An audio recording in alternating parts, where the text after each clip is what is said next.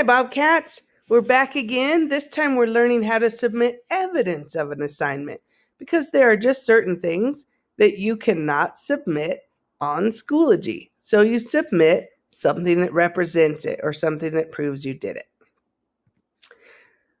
And it's so important for you to submit things, right? What happens if you wrote a birthday card to your grandma and it was really special, but you never put it in the mail? Have you really wished your grandma a happy birthday? I don't think so. So remember that just like you have to mail your card to grandma, you have to submit your work in Schoology, no matter what it is. So our learning target is I can use Schoology to submit evidence of work. Step 1, you always got to read and follow the directions, right? So in this case, this is our work on the left side. We're going to click this assignment right here. We've got our due date, we've got our learning target, we've got our directions, and our rubric.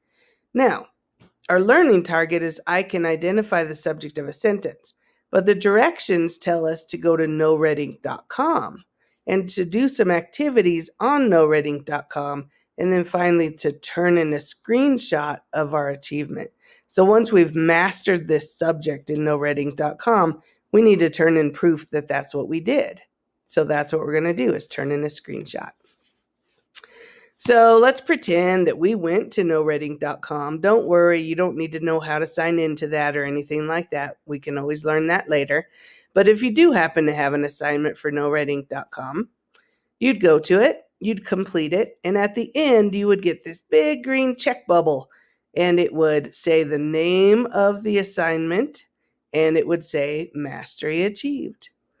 And once you get that, you're going to click at the same time your home button and your power button to take a screenshot of that so that you can turn it in.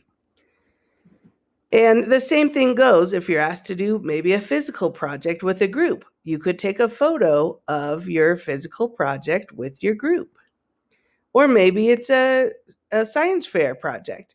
You could turn in a picture of your science fair project. So I'm sure you get the idea. These are certain things that just can't be turned in physically to Schoology, and so you go ahead and turn in evidence that you finished it instead. And finally, of course, we need to actually do the submitting. Don't forget grandma there. All right, so we're going to click, we're on the assignment still. We're going to click on Submit Assignment. And we want to submit a file of some kind, either a picture, video, or whatever it is, or a screenshot. So we're going to click that file button, and it's going to give us some choices. And we're going to choose to pick something from our photo library. You could take a picture live if you wanted to, but in this case, screenshots will go in your photo library. So we click on all photos, and then we pick the picture we want. And then we click Done.